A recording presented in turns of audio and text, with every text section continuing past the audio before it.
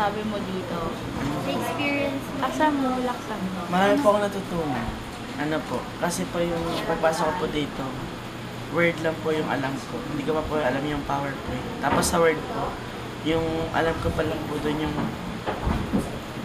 hindi ko pa po alam yung mga ano. Marami pa akong alam doon. Tapos yung naturuan ako,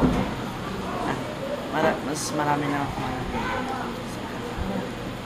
Sa ISIS, kila Mitch, ano masasabi mo? Mabait po. Pag nagtatanong po kami, yung sasagutin na talaga. Ano message mo? Thank you po sa pagtulong sa amin. Ano po, sana magpatuloy pa po. Kasi di ba next year wala na ako kayo. Meron pa. Kami na lang kung magtutulong.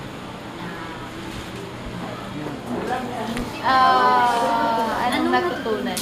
Marami po, like po sa microscope, yung mga hindi po namin alam, natututunan po namin dahil sa kanila. Tsaka po, yung sa PowerPoint. Dati po hindi ko po yun alam, ngayon po nalaman ko dahil sa pag-gawin.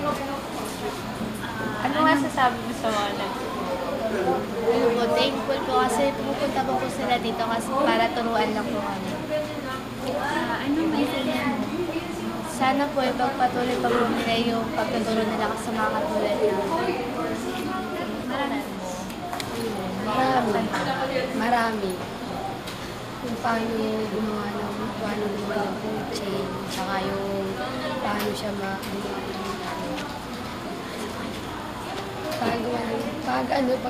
pagpapalaki ng mga letra, tsaka yung yung paano highlight, tsaka mag-outline. Ano masasabi mo sa mga nagtutulong? Thank you kasi tinuruan nila ako na kahit Ano message mo? sana mapapatuloy pa nila yung pagtutulong sa mga estudyante. Ano masasabi mo? Anong natutunan mo? Marami po. Katulad po ng PowerPoint. Dati po hindi ko po yun alam. Ngayon po alam ko. Pati po yung sa mga sa compound effect, pati yung entrance na paano yung posisyon na ginawa ko. Ayun po, natutunan ko rin po. Ano masasabi mo sa mga nagtutulong? Mababait naman po sila pag tinanong po. Sinasagot ka naman po ng maayos. At saka po nakangit po sila nila. Message. Sana po marami pa po kayo maturuan ng mga katulad natin dyan.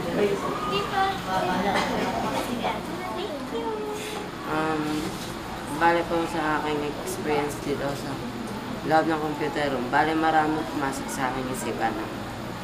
Dahil po ng MS Word, PowerPoint, Excel. Ano masasabi mo sa kanila?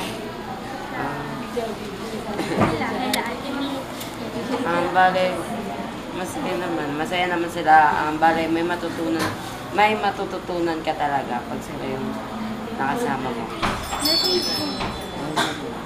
Message mo. Dali na.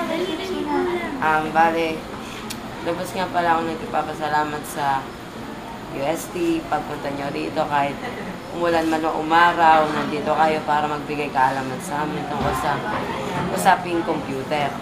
Tapos, bali yung matututunan namin ngayon, i-share din namin sa iba. Bali para magkakaroon po ng cycle of knowledge.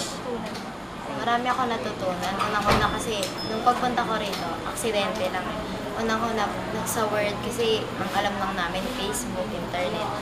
Natuto kami sa sa Word, natuto kami sa Word kung paano, syempre mag-print, kung paano mag-type, mas napabilis sa Excel. Kasi, iba siya sa iba yung Word sa Excel kasi parang more on number siya, tapos kailangan parang iba talaga yung parang feeling ko mas yung natutunan ko mas mahirap yung sa Excel. Kung hindi lang namin pinag-aralan siya sa fourth year, hindi ko siya maintindihan kundi dahil sa UST natutunan ko yun. Sa PowerPoint naman, mahirap. Ang tagal-tagal ko gumawa kasi marami siyang pasikot-sikot kung ano talaga yung pwede mong maganda, pagagandahin, saka bongga. Ano masasabi mo sa mga nagtuturo? Napakagaling nila. Napakagaling, yun lang. Anong message mo? Kay ate Steph, kay ate Angie, marami nung una kay Kuya. Wala pangalan. Basta lalaki siya. Thank you. Lalo na kay ate Mitch, tsaka kay, Ma'am Salve. Thank you po sa kanila. Kasi kundi po dahil sa kanila, may matututunan kami at may share kami sa mga students like first year and second year. Unang-una po, nagpapasalamat ako sa taga-UST sa mga volunteer. Sa nagtuturo sa amin. Simula pa po nung third year pa ako. Marami na po ako natutunan tungkol sa Word. Nung panahon na yun, medyo hindi pa ako marunong gumamit ng Word, MS Word. Kaya nung nakapasok ako dito sa computer room at tinuruan ng mga volunteer, nagpapasalamat talaga ako kasi marami ang natutunan. Tsaka yung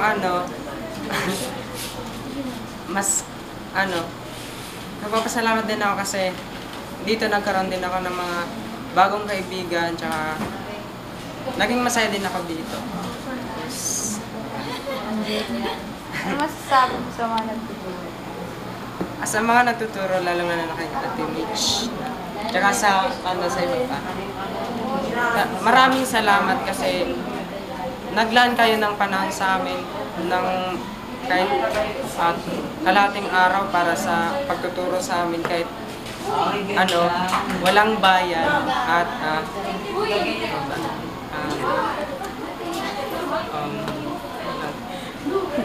Ano yun ang message? Sa lahat ng nagtuturo, sana huwag kayong magsawang magturo pa sa mga estudyanteng di pa alam kung paano gumamit ng mga ng MS Word, PowerPoint. Yun. Tapos sana ipagpatuloy niyo lang yung hangarin niyo sa tulad namin. Maraming salamat. Maraming salamat. Po sa computer literacy. Ako po, bilang 4th year student, simula po yung nag-umpisa yung computer literacy program, 3rd year po ako. Una-una po, natutunan ko, syempre dito yung sa Microsoft Word, kung paano yung tamang paggamit nito. Kasi karamihan po sa kabataan ngayon, marunong mag-computer, pero yung pagdating sa paggamit na mismo ng mga Microsoft Office, hindi nila kaya.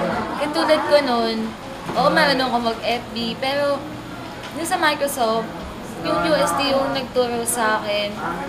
And then, pagkatapos namin matuto nun sa Microsoft Word, pagka-graduate namin, pagdating ko ng 4th year, ang natutunan ko naman, yung next na tinuro sa amin, yung PowerPoint.